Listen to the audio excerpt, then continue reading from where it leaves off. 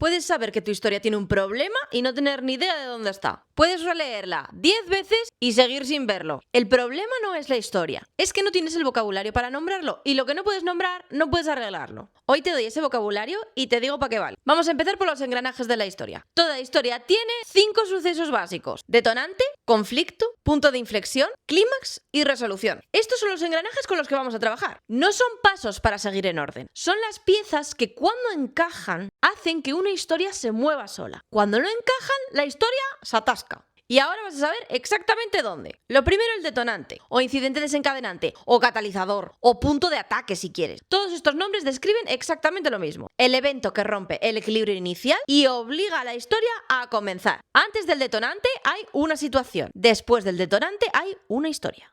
Si encierras en una habitación a un hombre sano y a un zombie, solo separados por un cristal blindado, tienes una situación sin activar. Nos gusta la promesa que hay ahí, pero ya hablaremos de lo de hacer promesas. Centrémonos en que tenemos una situación sin activar. El detonante viene cuando el cristal resulta no ser blindado y el zombie lo rompe. Ahí es donde empieza la historia. En Caperucita Roja, cuento de todas las culturas a través de los siglos, el detonante no es que la madre le dé la cesta.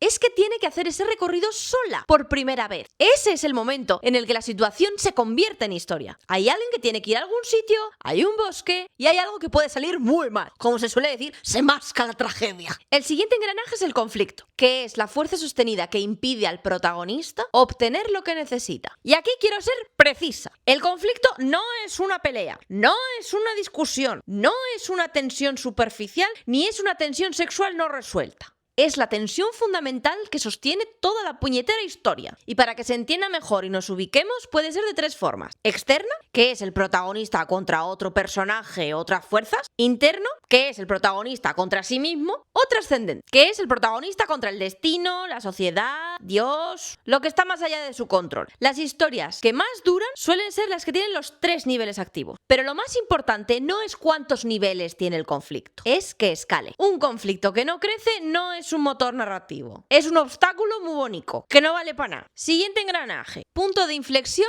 o plot point. Os digo los distintos nombres porque es posible que lo encontréis de una manera o de otra, y seguro que me dejo mal. Un punto de inflexión es un evento que produce un cambio preferiblemente irreversible en la dirección de la historia. Mucho más interesante cuando ya no hay vuelta atrás. No es lo mismo en Romeo y Julieta casarte en secreto y que se enteren las dos familias, lo cual quizá resuelva el conflicto, que matar al primo de tu novia porque se puso farruco y que se enteren las dos familias, lo cual probablemente acrecentará el conflicto y se convertirá en una guerra abierta. Que exista mínimo un punto de inflexión en tu historia que sea un punto de no retorno, porque no solo hace avanzar la historia, sino que suben las apuestas del lector. Cuando me refiero a que suben las apuestas, es a que sube el interés y la inversión emocional en la historia. Esto último no es técnico, es una manera que tengo yo de explicaros esta movida. Y tras el punto de inflexión llegamos al cambio de valor dramático, que os prometí que os lo explicaría en el anterior vídeo. El cambio de valor dramático es el resultado de un punto de inflexión que transforma un valor narrativo de positivo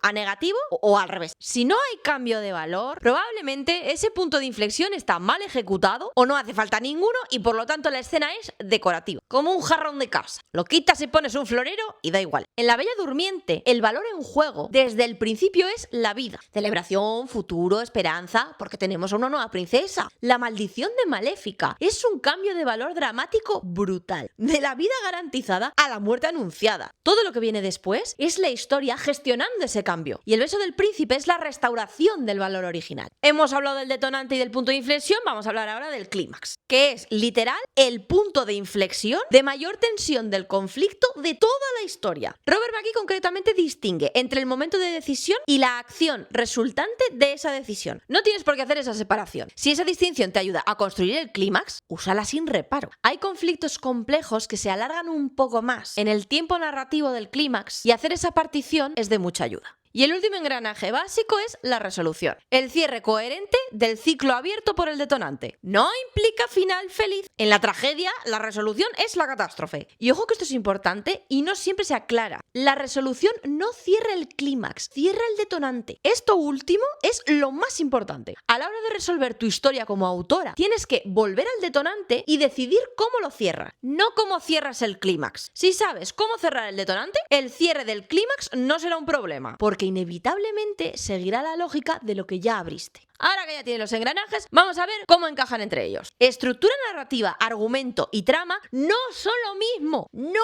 nunca lo han sido. Y ese es el problema de muchas historias, además. Tampoco lo son narración y narrativa. Y las tramas maestras, aunque también se llamen tramas, son otra cosa distinta. Todos tranquilos, lo aclaramos todo de una vez. La estructura narrativa es la lógica interna que organiza cómo los eventos de una historia se encadenan causalmente para producir sentido y movimiento. Aunque parezca algo externo que se impone a la historia, opera desde dentro. Pensad que cada acción es la reacción de la acción anterior. Si no, el resultado son escenas puestas una detrás de otra sin ningún tipo de nexo causal entre ellas. Esto se nota especialmente cuando no hay coherencia emocional entre personajes de una escena a otra. La sucesión de hechos puede tener sentido, pero los personajes se tratan de una forma inconsistente tras esos hechos. O su relación cambia sin que hayamos visto por qué. No ha habido causa-efecto. Eso es una estructura rota. Y dos historias pueden compartir la misma lógica interna y ser completamente irreconocibles entre sí en argumento, tono y trama. Caperucita Roja y El Padrino funcionan sobre la misma lógica estructural. Hay un equilibrio, algo lo rompe, el conflicto escala, llega a un punto de máxima tensión y el ciclo se cierra. No se parecen en nada, pero la lógica que sostienen es exactamente la misma. El argumento o fábula. Fábula es el otro nombre para llamar al argumento. Solo eso. ¿Qué es el argumento? Lo que pasa. Los eventos en el orden que ocurren dentro de la realidad de la historia. La trama, o plot en inglés, es cómo están ordenados esos eventos para el lector. Las decisiones sobre qué mostrar primero, qué ocultar y desde qué perspectiva contar. El argumento de la Cenicienta. Argumento. Una chica maltratada por su familia, un baile, un príncipe, una zapatilla perdida, un reencuentro. Ahora imagina que empiezas con el príncipe corriendo con la zapatilla en la mano por el reino sin saber a quién pertenece. Así, ¡pum! Primera escena. Corriendo por la ciudad. ¿Sabes lo que te digo? El argumento es exactamente el mismo. La trama es distinta. La misma historia contada desde la perspectiva de la madrastra es otra trama. Contada en orden inverso, otra trama. El argumento no cambia. La historia es la misma, pero la trama sí. Por eso los romantasis que te parecen copias unos de otros no es porque sean el mismo argumento. De hecho, que tengan el mismo argumento es una de las razones por las que nos gustan. Es porque la trama es prácticamente la misma y no cambia. Si la trama se parece, va a aparecer una copia. Si el argumento es el mismo y la trama es la misma, tú me dirás.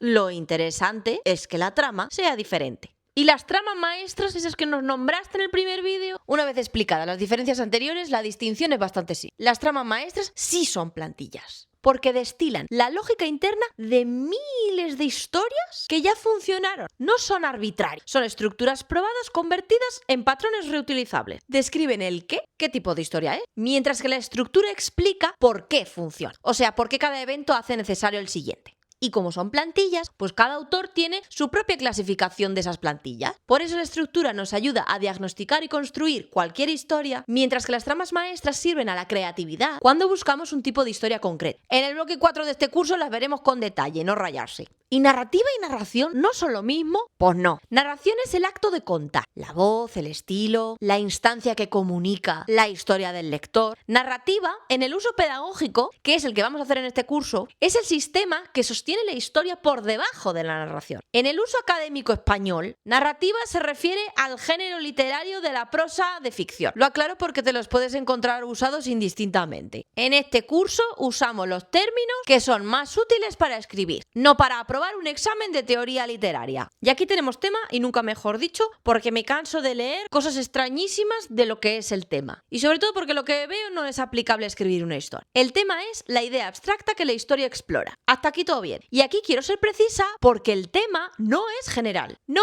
es el Gran Gatsby va del sueño americano. Hay muchas historias que van de eso y no son el Gran Gatsby. El tema es específico, va de la imposibilidad del sueño americano. El tema hay que traducirlo a una afirmación concreta. Pero la herramienta real no es ni la afirmación, es la pregunta. Un tema bien tratado puede expresarse en una pregunta. ¿Es imposible el sueño americano? Puede ser respondida por el autor o por el lector, pero es el autor el que tiene que tener clara la pregunta, porque funciona como norte en la brújula de la historia. Si en la escena que estás trabajando flota esa pregunta, o al menos la responde provisionalmente, la cosa va por buen camino. Todo lo que has visto hoy es el vocabulario de diagnóstico para que puedas reparar tu historia. Los engranajes te dicen qué hace avanzar una historia y las comparativas, estructura, argumento, trama, te dicen exactamente de qué cojones estás hablando cuando algo no te funciona. Ahora, puedes coger lo que estás escribiendo y preguntar, ¿tiene un detonante o solo una situación? ¿Tu historia realmente avanza o estás estirando la historia sin ningún punto de inflexión hasta el clímax? ¿La escena que llevas 3 días reescribiendo cambia algo el valor dramático o solo ocupa espacio? ¿Tu final cierra lo que abriste al principio o cierra lo que pasó en el último capítulo? Las respuestas te dirán qué falla exactamente y dónde. Pero si quieres llevar este diagnóstico a la práctica con ejercicios concretos para aprender a usar estas herramientas, para eso está la comunidad de Discord de Pinfabulando. El enlace lo tienes en la descripción. En el siguiente vídeo vamos a hablar del narrador y del tiempo narrativo,